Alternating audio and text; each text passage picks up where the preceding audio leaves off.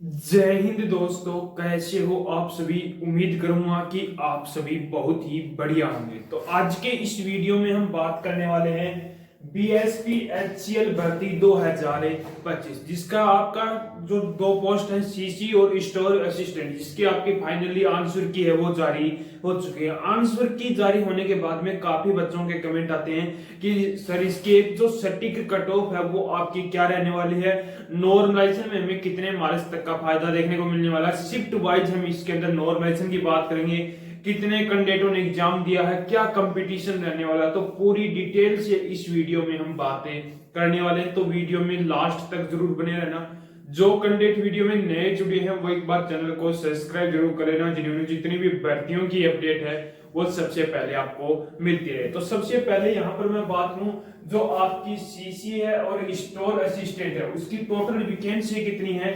तो आपकी total vacancy है वो 921 वैकेंसी है, जिसके अंदर आपकी सीसी और स्टोर असिस्टेंट की आपके अलग अलग वैकेंसी है। तो सीसी की आपकी 806 वैकेंसी है और स्टोर असिस्टेंट की आपकी 115 वैकेंसी है। ठीक है, ये अलग अलग आपकी इसके अंदर वैकेंसी है। बात करूं इसके दोनों के अंदर टोटल कितने कैंडिडेटों ने फॉर्म अप्लाई किया था, तो लगभग 2 लाख ऐसे कैंडिडेट थे जिन्होंने यहाँ पर फॉर्म में अप्लाई किया था, जिसमें से प्रेजेंट कितने होते हैं। तो काफी बच्चों ने यहाँ पर लगभग 1,50,000 के आसपास कैंडिडेट ऐसे थे जिन्होंने क्या दिया था, एग्जाम दिया।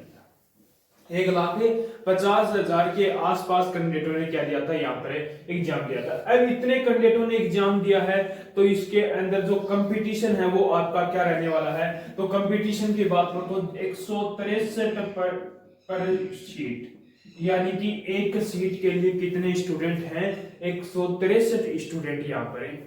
ठीक है, अब हम बात लेते हैं कि जो हमें नॉर्मलाइजेशन में हमें कितने मार्क्स तक का फायदा देखने को मिलने वाला है। ये आपकी हार्ड शिफ्ट, मॉडरेट शिफ्ट और इजी शिफ्ट, अलग अलग शिफ्टों वाइज आपका इसके अंदर नॉर्मलाइजेशन की बातें करेंगे। तो सबसे पहले हार्ड शिफ्ट की बात करूं तो आपकी कौन कौन सी हार्ड शिफ्ट है। 24 जून की सेकंड और थर्ड शिफ्ट हो गई, 26 जून की सेकंड शिफ्ट, 27 जून की फर्स्ट और थर्ड शिफ्ट, 20 जून की फर्स्ट थर्ड शिफ्ट, 30 जून की सेकंड और थर्ड शिफ्ट। ये शिफ्ट क्या है, आपकी हार्ड शिफ्ट है। यदि इन शिफ्टों के अंदर जिस भी कैंडिडेट ने एग्जाम दिया है तो उसको मिनिमम मान के चलो 7 मार्क्स और मैक्सिमम आपको 10 मार्क्स तक का नॉर्मलाइजेशन में फायदा देखने को मिलने वाला। मिनिमम 7 मार्क्स और मैक्सिमम में 10 मार्क्स से इन शिफ्टों के अंदर। ठीक है, अब मैं बात लेता हूं जो आपकी मॉडरेट शिफ्ट है वो कौन कौन सी है। तो 25 जून की फर्स्ट और थर्ड शिफ्ट हो गई, 22 जून की फर्स्ट सेकंड थर्ड शिफ्ट हो गई, 30 जून की सेकंड शिफ्ट, 24 जून की फर्स्ट शिफ्ट, 28 जून की फर्स्ट और थर्ड शिफ्ट हो गई, 29 जून की फर्स्ट और थर्ड शिफ्ट, 20 जून की सेकंड शिफ्ट। ये शिफ्ट क्या है, आपकी मॉडरेट शिफ्ट है। यदि इन शिफ्टों के अंदर जिस भी कैंडिडेट ने एग्जाम दिया है तो उस कैंडिडेट को लगभग मिनिमम आपको 3 मार्क्स और मैक्सिमम आपको 6 मार्क्स तक का नॉर्मलाइजेशन में फायदा देखने को मिलने वाला है। अब इजी शिफ्ट की बात करूं तो इजी शिफ्ट आपकी कौन सी है, 26 जून की फर्स्ट और थर्ड शिफ्ट हो गई, 28 जून की सेकंड शिफ्ट हो गई, 29 जून की सेकंड हो गई, 25 जून की सेकंड और 27 जून की सेकंड। यदि इन शिफ्टों के अंदर जिस भी कैंडिडेट को ने एग्जाम दिया तो ज्यादा मार्क्स आपके घटने वाले नहीं है, लगभग आपके मान के चलो 1 मार्क्स या 2 मार्क्स आपके इसके अंदर कम होने वाले हैं इन शिफ्टों के अंदर। ठीक है, तो आपका जो नॉर्मलाइजेशन का जो खेल था वो भी कंप्लीट हो गया। कितने कैंडिडेटों ने यहाँ पर फॉर्म अप्लाई किया था और कितने यहाँ पर कंपटीशन है रहा है, पूरी डिटेल यहाँ पर मैंने बता दी। अब हम बात कर लेते हैं कि जो आंसर की आने के बाद में जो आपकी एक सटीक कट ऑफ है क्या रहने वाली है, उस पर बातें करते हैं।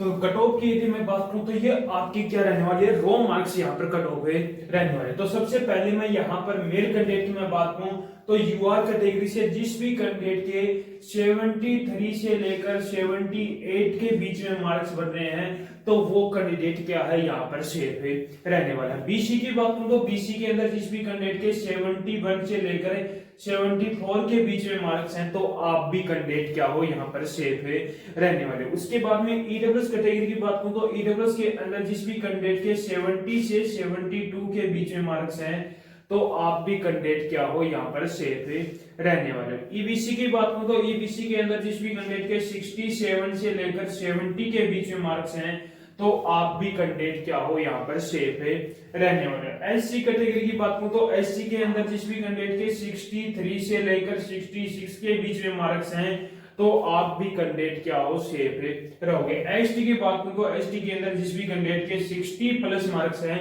तो आप भी कैंडिडेट क्या हो सेफ रहने वाले हो। यदि मेल कैंडिडेट के यदि इतने मार्क्स बने हैं इन कैटेगरियों से तो वो कैंडिडेट क्या है यहाँ पर सेफ रहने वाला है। अब मैं बात लेता हूँ फीमेल कैंडिडेट की। तो फीमेल कैंडिडेट के अंदर यूआर कैटेगरी बात करूं तो जिस भी कैंडिडेट के 68 से लेकर 72 के बीच में मार्क्स हैं तो आप भी कैंडिडेट क्या हो यहाँ पर सेफ रहने वाले हो। बीसी की बात करूं तो बीसी के अंदर जिस भी कैंडिडेट के 66 से लेकर 68 के बीच में मार्क्स हैं तो आप भी कैंडिडेट क्या हो सेफ रहने वाले हो। फिर ईडब्ल्यूएस की बात करूं तो ईडब्ल्यूएस के अंदर 63 से 66 के बीच में। फिर ईबीसी की बात करूं तो ईबीसी के अंदर 60 से 62 के बीच में, 60 से 62 के बीच में। एससी कैटेगरी की बात करो तो एससी के अंदर 57 से लेकर 60 के बीच में मार्क्स हैं। एसटी की बात करो तो एसटी के अंदर 55 प्लस जिस भी कैंडिडेट के मार्क्स हैं तो वो कैंडिडेट भी क्या है यहाँ पर सेफ रहने वाला है। तो यदि फीमेल कैंडिडेट की यदि इतने मार्क्स बन रहे हैं तो आप भी कैंडिडेट क्या हो सेफ हो, आपके भी पूरे चांस बनते हैं। तो मैंने आपको पूरी डिटेल यहाँ पर बता दी है।